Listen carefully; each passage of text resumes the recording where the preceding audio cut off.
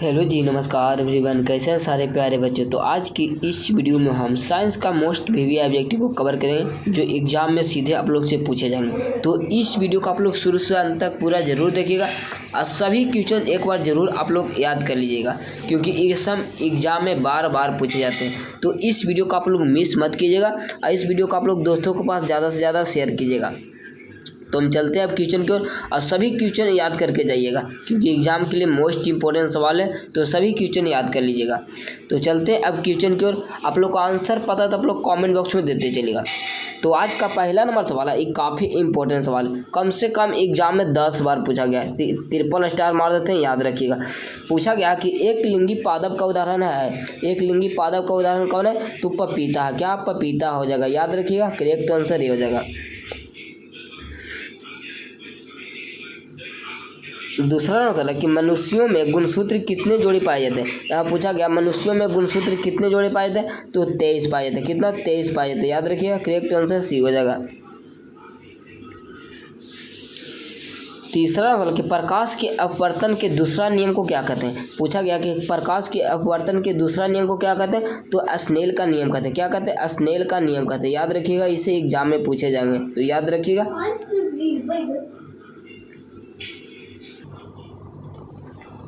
चौथा नंबर कि पुरुषों का लिंग गुणसूत्र होता है। यहाँ पूछा गया कि पुरुषों का लिंग गुणसूत्र क्या होता है। तो पुरुषों का लिंग गुणसूत्र क्या होता है? तो XY होता है। अगर पूछेगा कि मादा का लिंग गुणसूत्र क्या होता है, तो XX होता है। क्या होता है? XX होता है। दोनों याद रखिएगा, एग्जाम के लिए इंपॉर्टेंट है। तो क्या हो जाएगा? करेक्ट आंसर क्या हो जाएगा? B हो जाएगा। याद रखिएगा।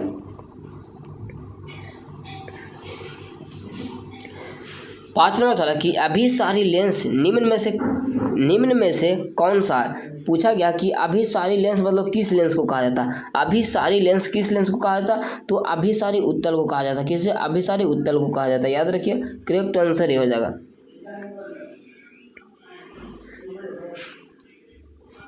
सिक्स नंबर सवाल कि रक्त का थक्का किस अवयव के द्वारा बनता है। यहाँ बताना है कि रक्त का थक्का किस अवयव के द्वारा होता है। किस अवयव के द्वारा बनता है?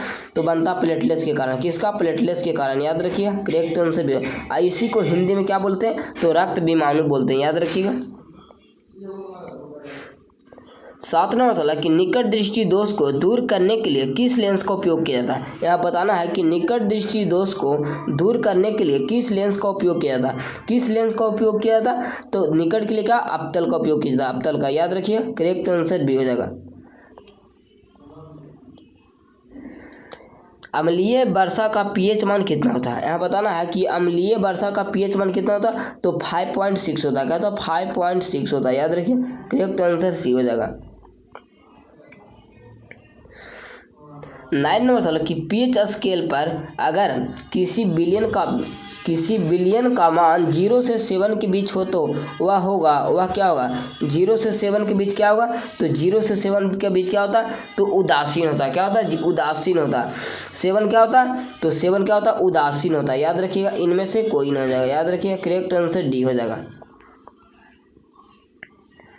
10 नंबर कि खुला परिसंचरण तंत्र किसमें पाया था। यहाँ बताना है कि खुला परिसंचरण तंत्र किसमें पाया था।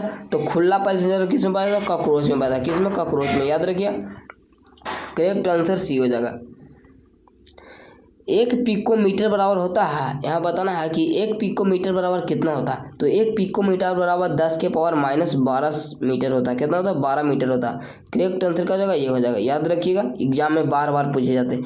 ये जितने भी क्वेश्चन हम कराएं वो सभी एग्जाम के लिए मोस्ट इंपॉर्टेंट सवाल है, तो याद रखिएगा।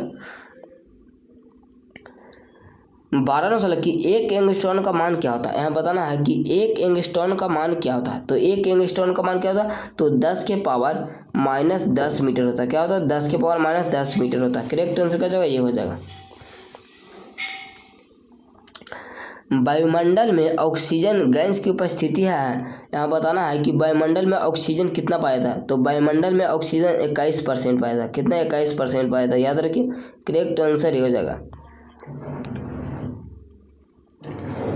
14 नंबर कि समान अनुशीतलन रक्त दाब होता है। यहाँ बताना है कि समान अनुशीतलन रक्त दाब कितना होता है। तो 80 Hg होता है, 80 mmHg होता है, याद रखिए। करेक्ट आंसर है।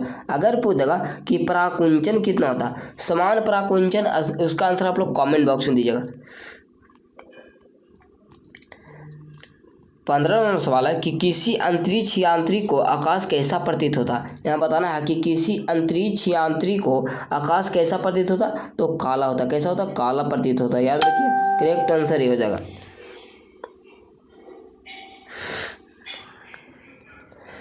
16 नंबर सवाल कि एल्केन का समान सूत्र है। यहाँ बताना कि एल्केन का समान सूत्र क्या होता है, तो CnH2n+2 हो जाएगा, याद रखिए। करेक्ट आंसर ये हो जाएगा।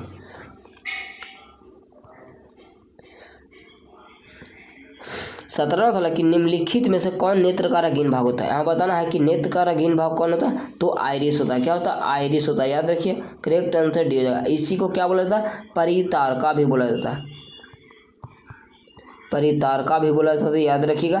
तो आप लोग कमेंट बॉक्स में बताइएगा आप लोग का वीडियो कैसा लगा। तो आज के लिए इतना ही। जय हिंद, वंदे मातरम।